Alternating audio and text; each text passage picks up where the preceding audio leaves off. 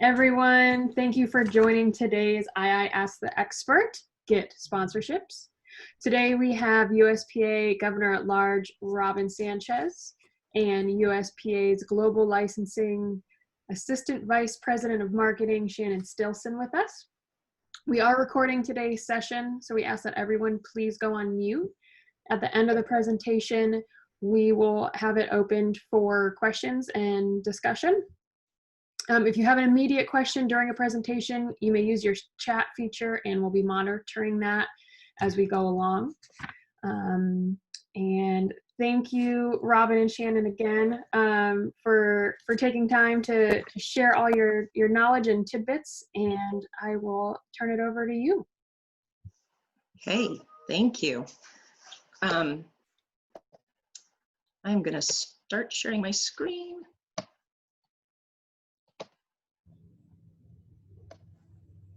Okay.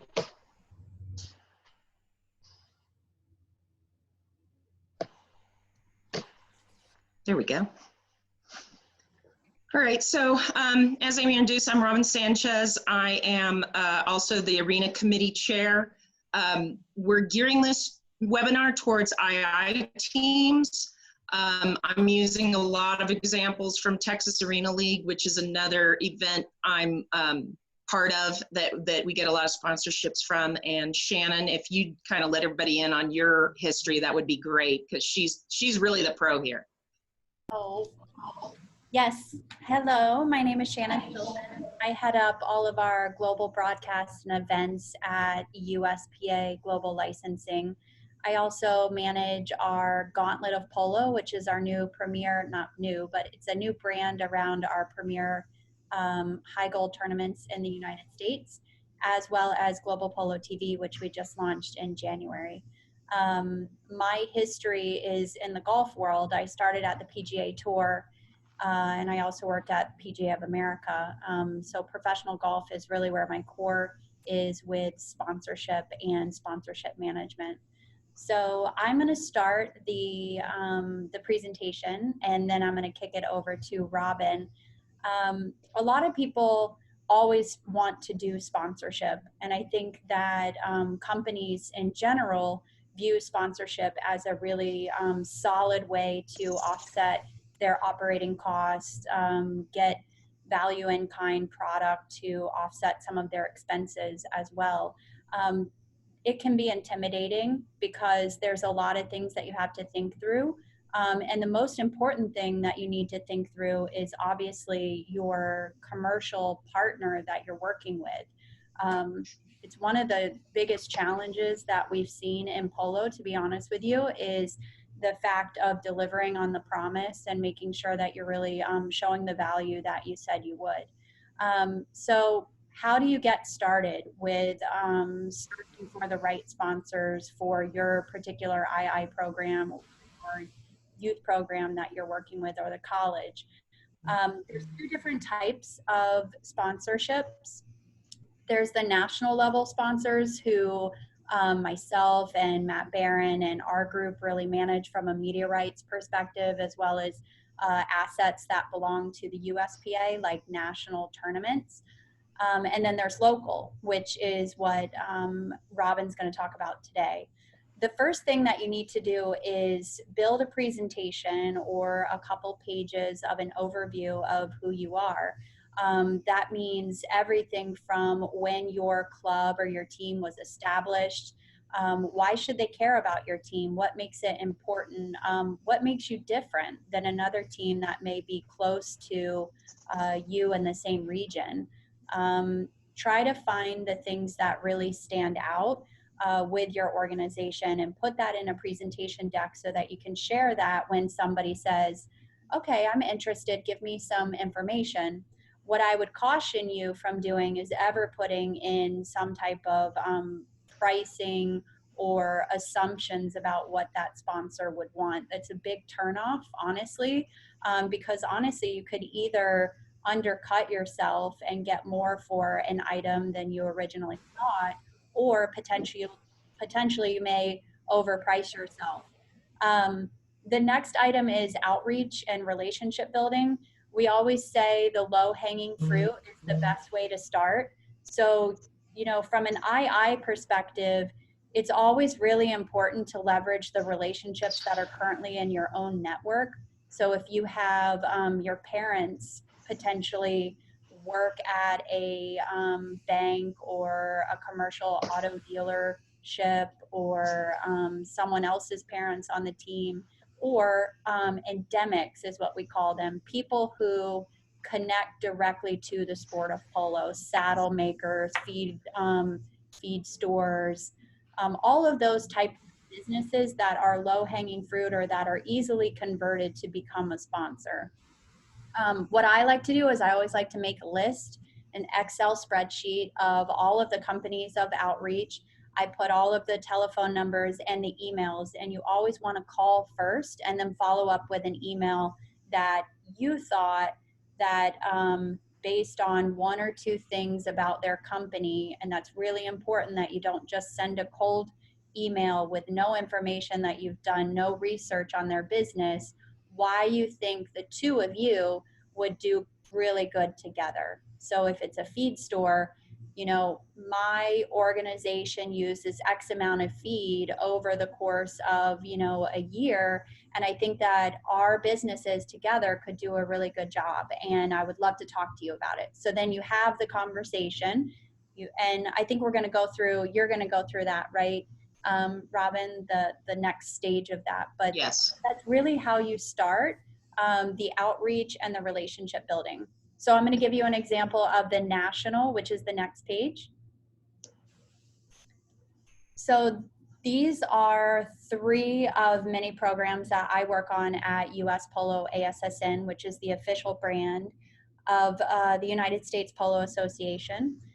We did the college partnership program where we gave money to each of the colleges for participating. And then we also did a contest in social media for people to do like these fun pictures here. And if any of you are on the phone, maybe you participated in that program. But that's an example of a national program where there's a national corporation or a corporation delivering several funds across many different colleges in the United States Polo Association. The National Youth Tournament Series is another tournament that we support, and then the 40 Goal Tournament are three of several that we support in the sport of polo. So those are my examples. I'm going to pass it over to Robin. Okay. So I'm using a lot of examples from Texas Arena League. So I'm going to go through some of our sort of case studies. One is Neutrina. And Neutrina come out to Texas Arena League. They sponsor our Best Playing Pony. They'll set up a table. As you can see on the right, they do some equine nutrition talks for us at all of our events. We will also, here's the Best Playing Pony. On the left there, that's one of the Neutrina reps, and they come out when they're there, put them in the picture, get them in the picture. They do this nice Best Playing Pony blanket with us, do some great stuff. And then you can see we've got their banners everywhere. So from this relationship, and Sharon's my main person there, and she's pretty awesome. And I want to put the importance on building a relationship. So this started as just a Best Playing Pony blanket, grew into, okay, we're going to do Best Playing Pony at every event. Now Neutrina has grown to doing the same support at other arena leagues around the nation. Sharon is an equine nutritionist. She will go and actually visit with some of our players and talk to them personally about building a plan for their horses. It's just been a really fabulous relationship. We make sure we share all their stuff on social media, do as many pictures with the banners as possible. This is Jackrabbit Tack. She comes, she sets up her trailer. When COVID hit, there was not a lot of opportunities for her to go out and sell tack. So when she put posts up on Facebook, I make sure to share it. Here's this great deal that Jackrabbit's doing. Check them out. She'll come to the events. She sponsors both our horsemanship and our High Point individual. As you can see on the, yes. Robin, can I jump in? Absolutely. When we were reviewing this the other day, I mentioned to you, this is one of the important things from a national perspective that I thought you did a really great job with is added value. Really looking for opportunities to give even more to your sponsors, not too much. And then you keep track of those items that you're providing added value for. So when you go to renew, you didn't only give them what you originally signed up for, but you gave them a few things that they didn't ask for that were really good added value. So just keep that in mind, that there's always this sense of like tracking of how you're doing with your sponsors, but it's a really good call out for the added value. Yeah, so this is Megan. She owns Jackrabbit Tack, and she presented the awards. Brought her baby in for the presentation, which was wonderful. And where this has turned around, you can see we're always sharing her on our social media, where you can see this turned around. She added a polo player to her logo. So this relationship has gone far enough that she has added a polo player to her logo because she was originally doing just tack and a lot of polo cross. I will actually be seeing her next weekend in Oklahoma, and she's coming out to a polo tournament there. So this is just another great relationship that keeps going on. She and I are on the phone on a regular basis. She's now carrying the Noxay polo helmets. She put some items in a fundraiser for Texas Tech. She's just turned out to be just a really awesome sponsor, and just boosts it every year. She ups her sponsorship, and we love our relationship with her. Can I say one other thing? Here's the last one really quick? Sorry about that, Robin. I won't jump. These are the two that no worries. Touch on. With this specifically, this is really good because another reason for getting sponsorships, not only to offset costs, but ultimately our goal is to get people to share the love of polo like we do, right? So we need ways to grow awareness for polo. So when you have a sponsor that is willing to say that they are the official feed sponsor or tack sponsor of a specific club or for the sport of polo at a national level, that is an organic way for us to get more awareness for the sport. So the representation and the love for polo with the sponsor really shows that they're really invested in it. And I think that you could probably grow her value even more in years to come. And that's a really good example of a way to grow the awareness for the sport. So I just wanted to call that out. Yeah, and I look at myself, I want to win Employee of the Month from my sponsors. You know, I look at it that way. I am trying to do the best deal for them. I am trying to see how can I help them? How can I help them with their product or what they're trying to promote? I really do want them to consider me their employee almost with how I treat them. I love this one. My chicken happened to be wandering around, and I shot this picture and I sent it to Michael, and I teased him and I said, now I know your manufacturing secrets. So when it came time for Easter to come around, this was the perfect Easter post. You know, we know where Pro Chucker balls come from. So, you know, just photography is so important. So even though this is just a silly moment on my farm, here's Pro Chucker ball with their, you know, name showing, with their logo showing, and it's just another way to kind of promote them in a different manner. So when, unfortunately, COVID cut Texas Arena League short, so I wasn't able to have sponsors give their prizes, but I traveled around Texas, drove all over Texas to give prizes. So here, you know, the background is there. We got a Texas Arena League banner. We got a U.S. Polo Association banner. I have banners that say what that player is winning with the sponsor's logo on it. And then, of course, this great bag that Pro Chucker showed me with their logo showing. So in the photography realm, make sure that you can show off your sponsor as often as possible. When I can get a action shot and that Pro Chucker logo is showing on the ball, like extra added bonus that I will use that photo for media and stuff and send that out, because then that's a shout out to Michael at Pro Chucker. So what can we sell to a sponsor?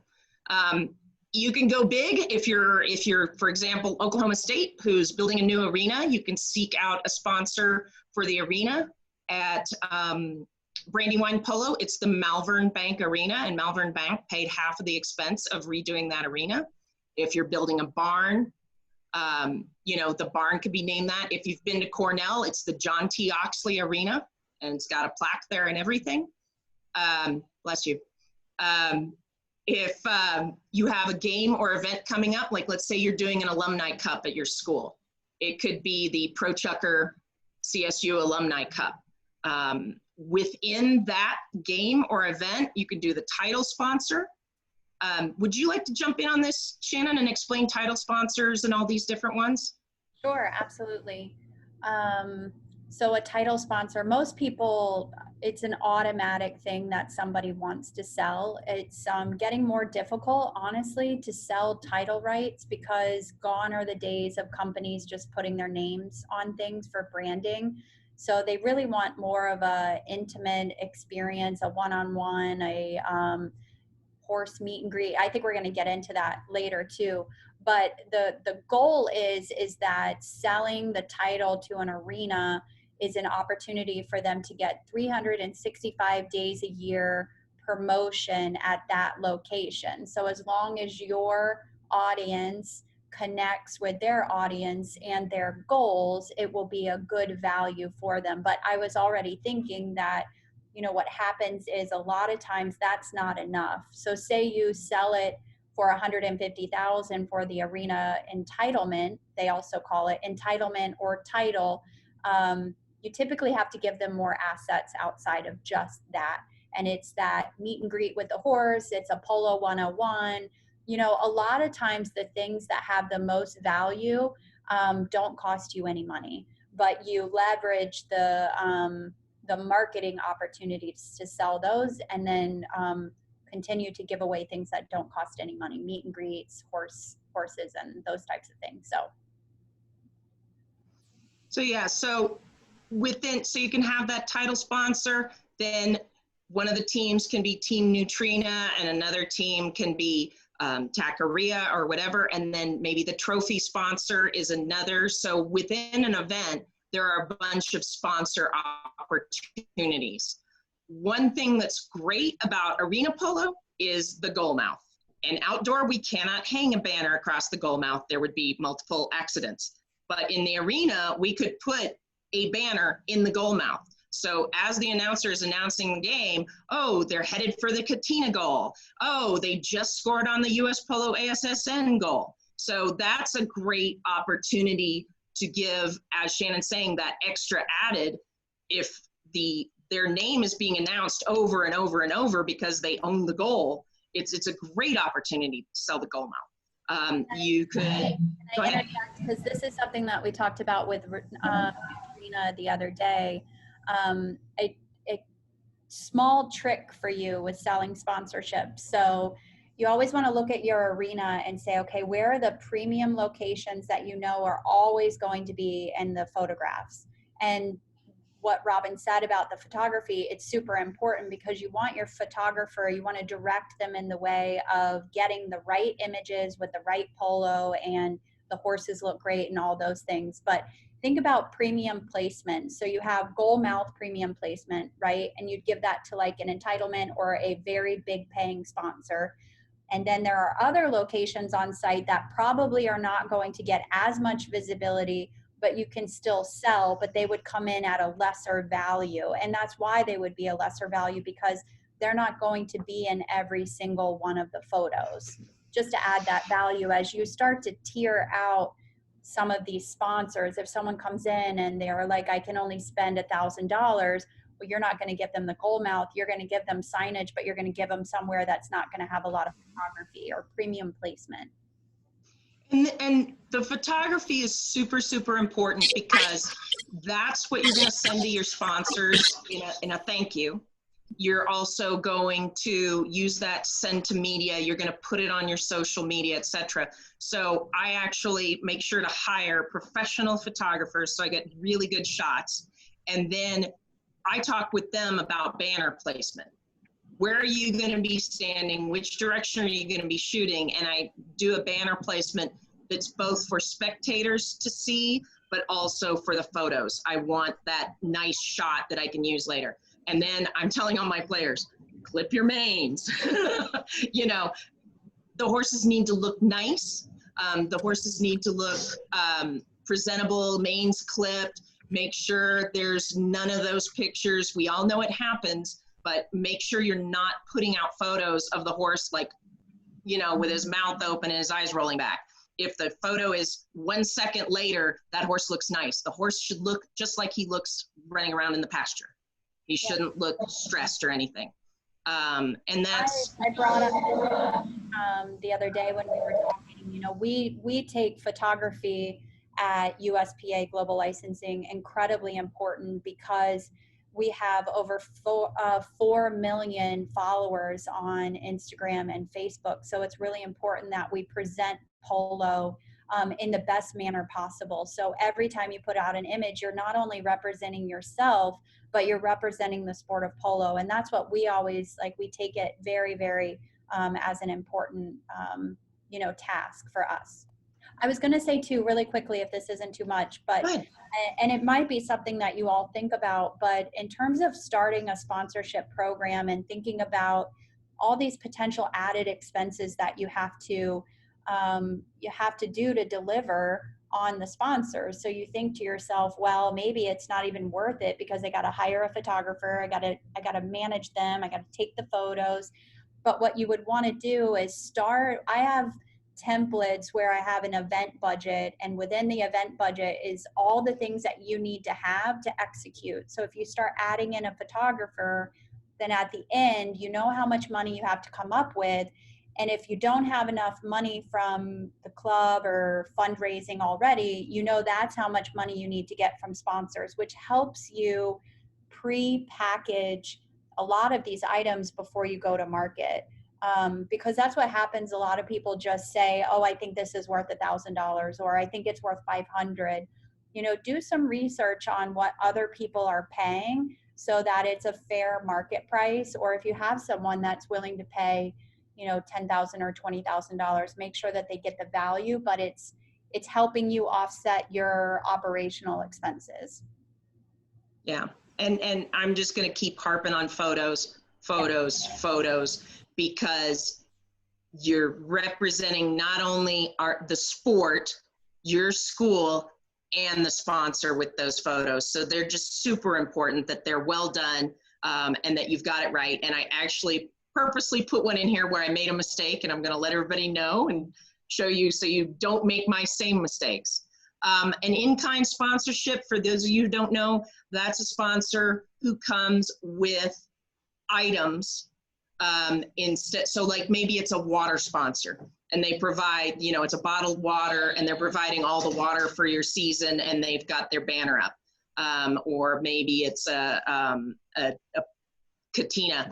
They sponsor with a watch for our tournaments. So some of these in-kind sponsorships are kind of easier to do than, especially, you know, in the economy we're headed into, you know, to do an in-kind sponsorship rather than a paid sponsorship.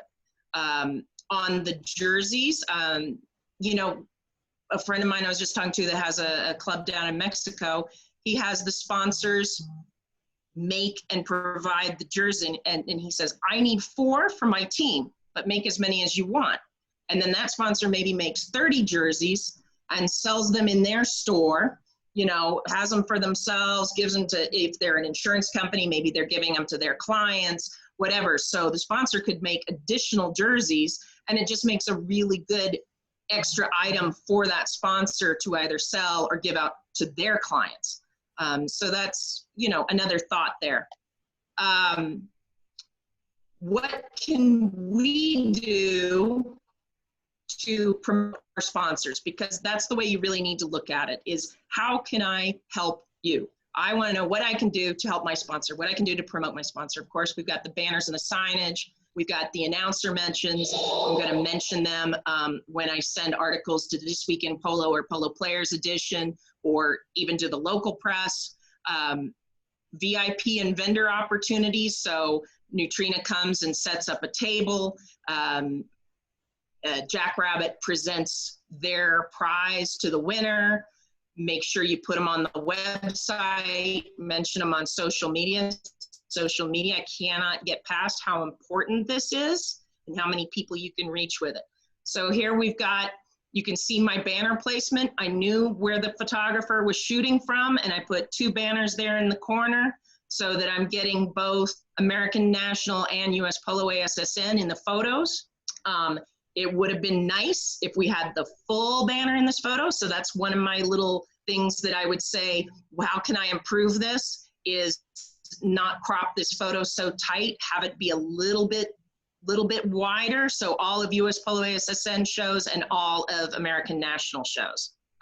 Again, I placed these banners for the photo. You can't quite see them, but you know, one is my best string sponsor and another is my Katina watch. I've got my sponsors all listed on the website here on the right. On the left, I have my sponsor presenting this prize, and I put this up as one of my mistakes. If you see, I unfortunately left my banners lying behind the horse there on the ground, and that makes it not a perfect photo. So make sure that the area is set up nice for your photos. So another VIP opportunity would be to present the prizes to the winning team, to present prizes to the individual winners, the MVP, etc. I'm going to share when my sponsor has something that they've put up on their social media, I'm going to share it on my social media. If you guys haven't discovered Canva yet, C-A-N-V-A, it's a website and it helps you create exactly the right size for Facebook covers, Facebook posts, Instagram posts, etc. You can go in there with your photos. So these are a couple of my Facebook covers that we put up. When I put them up, I make sure that that photo is tagged with my sponsor on it so that they've seen it, they know it's there. You can see this almost redundance of the sponsor logo on the left, but it's great. You know, the sponsor's like, wow, I showed up, my logo showed up 3 times. This is awesome. When I get on, you know, in Polo Players Edition, I'm going to say, hey, check out Polo's Players Edition. I am going to tag every one of my sponsors because they were all mentioned in it. And I'm also going to use what their hashtags are. So I'm going to do Live Authentically for US Polo ASSN. I'm going to use Ride a Swiss Watch for Katina, Nutrition for Life for Neutrina. So that when, and I'm doing this on Facebook, Instagram, and Twitter. We happen to have 3, but make sure you're doing it on all the platforms. Then here was that's my share of the of going to the digital version of Polo Players Edition, and here's Polo Players Edition. So we've got Carl here showing off, purposely wearing his Casablanca jersey because they were one of my sponsors, and he won his Katina watch, and he's looking very happy about it. And also the military polo was one of the sponsors of one of the prizes. So he's got the military polo hat on top of it. So that made a great photo. Again, I've got all the different signages for who won with the sponsor logos on it. If you look at my photo down on the right, you can see I've got a sponsor banner in the background. But this is, and they're mentioned in my write-up. It's the Galvian Agency MVP. It's the Katina Sportsmanship. You know, make sure you're calling your awards, your prizes, your teams after your sponsor so that that shows up when you do get your press. How to keep these sponsors happy and engaged. I want them to feel like they're part of it. I want them to be part of it. So again, the photos are really important. Make sure you send them some photos, letters and notes, tag them on social media as individuals and as a company. So if I'm specifically working with Michael, I'm going to tag him and I'm going to tag Pro Chucker. So both are getting tagged on it. You can invite your sponsor to come meet a pony, to take a beginner polo lesson, take a barn tour, make sure they get a hat, a t-shirt, and then they're also promoting you. You're wearing their hat, they're wearing your hat. Life is great. So I make an 8x10. Thank you for supporting Texas Arena League. Here's their prize being given out, and here's action photos with their banner in it. Make sure they get this so they know how important it was. They're going to get a thank you note with this, you know, maybe some decals, a program, etc. Here we've got, yes, he's a lefty. We let him take his lesson left-handed, but we're giving a sponsor a lesson. You bring him to the barn, show him how to do a foot mallet, you know, let him meet the horse. The horse is the thing we have in polo that is so unique. So can you imagine if this sponsor here says, you know what, my daughter loves horses, she's horse crazy. Bring her out to the barn. Let's bring her out. What, do you have any clients that would really like to meet a horse? How can we? So now we've just made this insurance guy, if he brings some of his clients with their horse crazy kids to the barn, they all get to meet the horse. You just made his business better. He just did something great for his clients, which makes him so happy to support you. So it's more of that added value that Shannon talks about. Shannon, did you want to interject here? No, I think just a really good statement of all the right things. You know, my Facebook cover for Texas Arena League is right here. Again, the photography.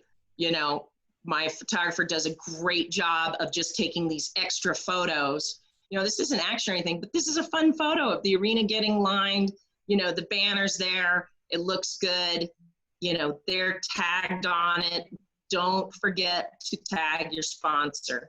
Tag them as an individual and tag them as a company. So Shannon, why don't you, this would be a good one for you. Yeah, absolutely. We covered this a little bit in the beginning, but who should you approach? Really making that list of the low-hanging fruit of, you know, your parents, where do they work, who currently is coming to your games, do they have businesses that are connected to the club or the team already, local groups, also people who are already supporting polo through saddle pads, saddles, feed, polo mallets, all of those. And then one of the things that I had mentioned to Robin is, you know, even at the national level with the governing bodies around the United States, it's going to be really challenging the next few years with sponsorships because of COVID-19. But try to think about the companies that are in your area that may not have been affected by COVID-19, like grocery stores, hardware stores, sanitation companies, and then new companies that are popping up in order to battle a lot of the things that COVID-19 has caused. So they may want some marketing opportunities with a unique group. What I always say, because a lot of sponsors are very shy, because, you know, and just so you know what typically happens, this sponsorship journey is normally a CEO or someone at the highest level has a friend who likes sports. That friend within the company, the CEO says, yeah, I love your sport. I'd love to support you. So he then goes, or she goes back to the marketing department and says, I've got this friend who has this sport called polo, and I think it would be really good. So can you have a call with them and figure out what you guys can do? And they're like, well, I already finished my budget for the year. And just so you know, most businesses, maybe at a local level, maybe a little bit different, but most businesses understand their budgeting process normally around like September and October, moving into the year prior, even sometimes October, November. So right now is really the premium time to go in and have these conversations and never say, it's $2,000 for this. Get an understanding for what are their goals and objectives and how much do they have to spend, if they will tell you. If they say, I don't know, or I don't have a budget, ask them for a range. That helps you really be at the forefront of the negotiation. And then once you're negotiating the terms of the contract and the pricing with the marketing department, then you turn on the activation, like we call it, of the sponsorship, and you do exactly what Robin is doing, and you keep track of it. That's the really important part, is that you maintain continuity with that sponsor on a regular basis. You can't just take their money and then call them at the end of the year and say, hey, are you ready to re-up? I did all this stuff for you. You have to try to keep them engaged throughout the year. And then it's also really important, which I think is the next page, maybe.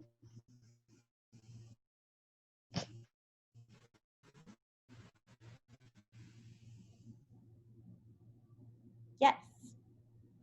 Important. And it doesn't have to be super sophisticated or overly data driven.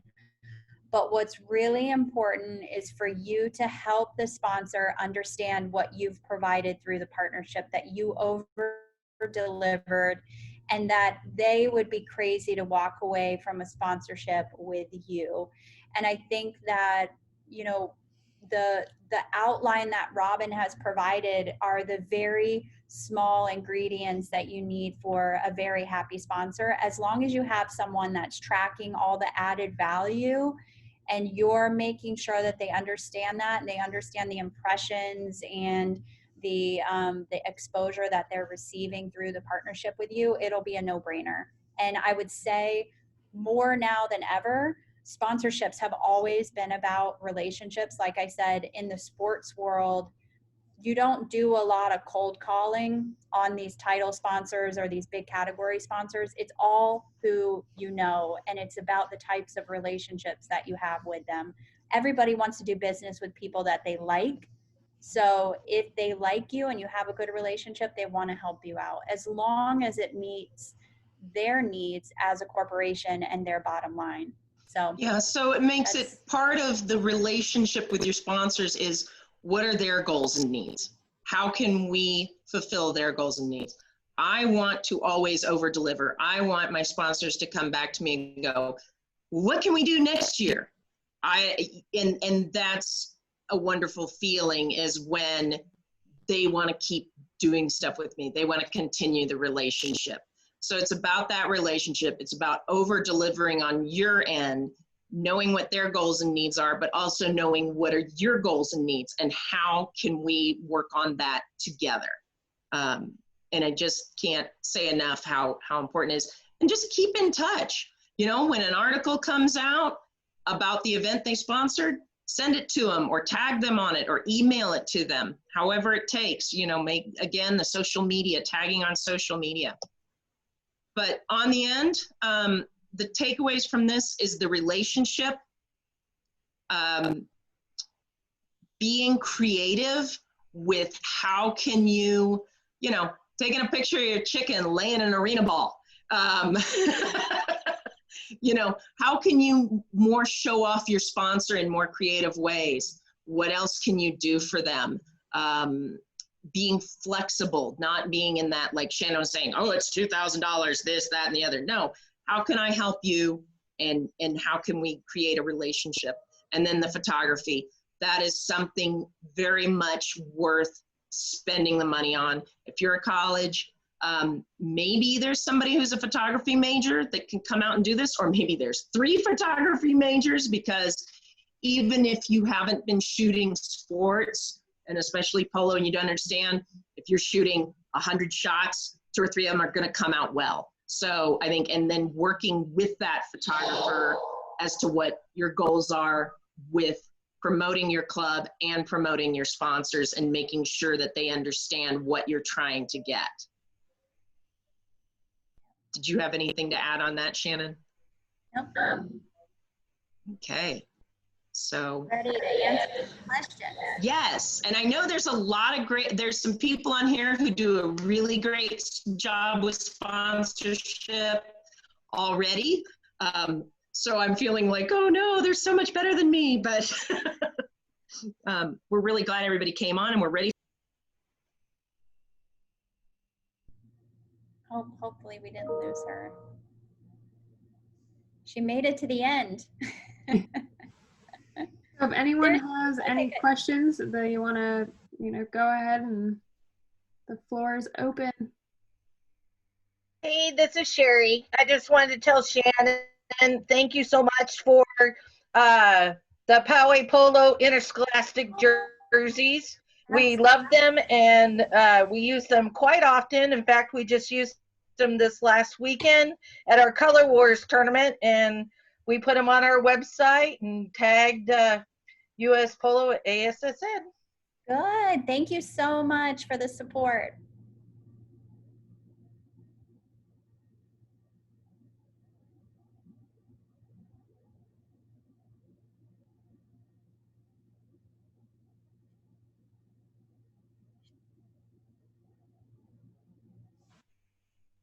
Did we have anything else? I know, so there's two people on the call, Morgan and Vaughn, that were at intercollegiate prelims, and we made sure at prelims to do a photo with all the teams, put the USPA banners behind everybody, and going towards that photography and how to show off everybody, all the teams that were sponsored by US Polo ASSN, they were wearing their whites. Make sure you turn your leg in so everybody can read the logo on the legs. And those kinds of little tiny things are really important. If there's a logo, make sure it's shown. And those teams did a great job with it. I think that's another good example of how to keep the sponsors happy.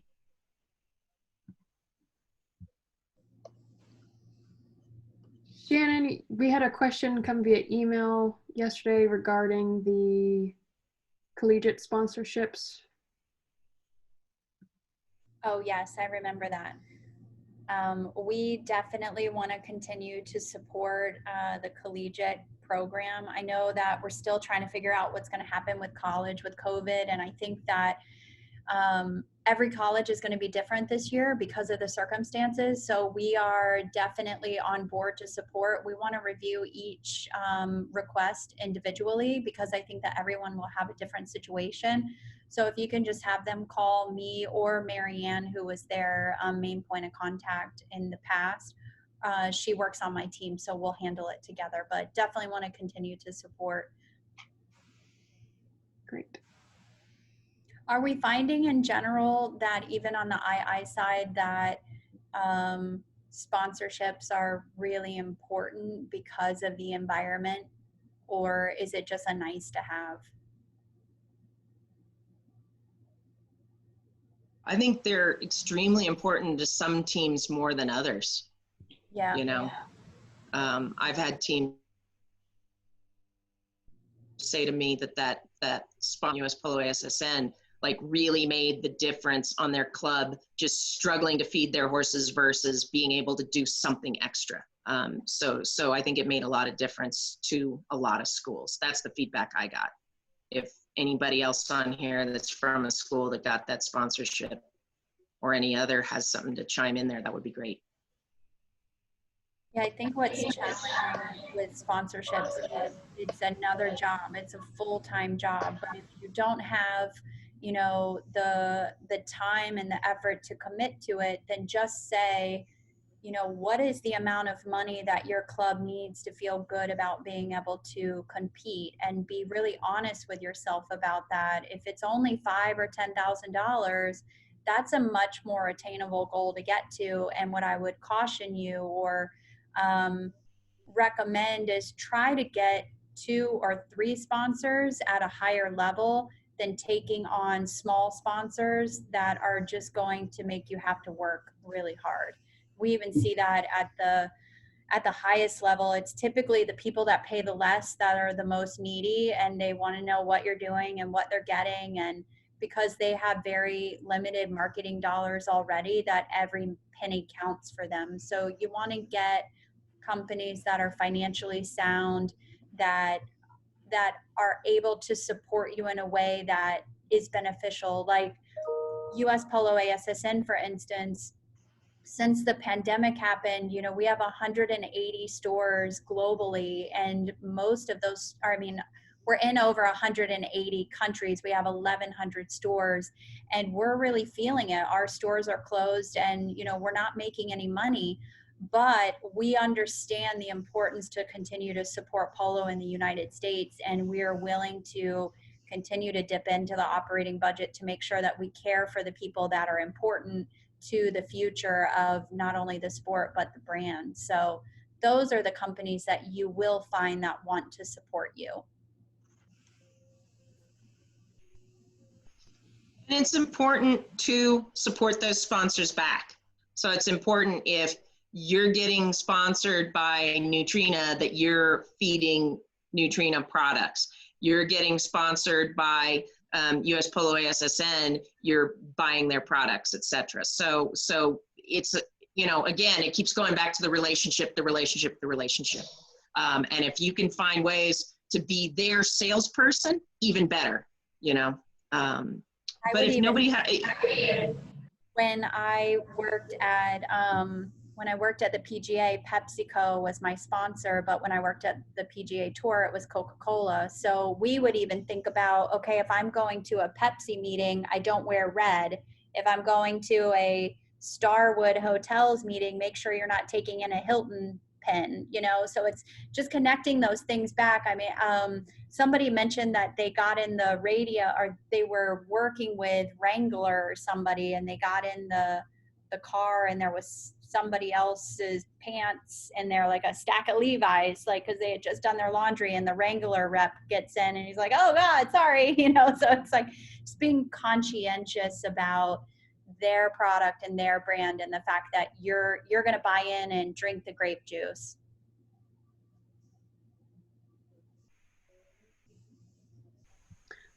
Great. Well, if there's no more questions, thank you, Robin and Shannon, again. This was very, very informative. Please join us next week for our last II expert of the summer, and that's going to be with Megan Judge, and it is Give Practice 100%, and you can go ahead and register now for that.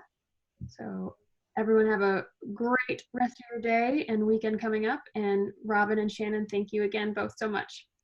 Thanks everybody for coming. Thanks, guys. Thank you. Thank you. Have a good day.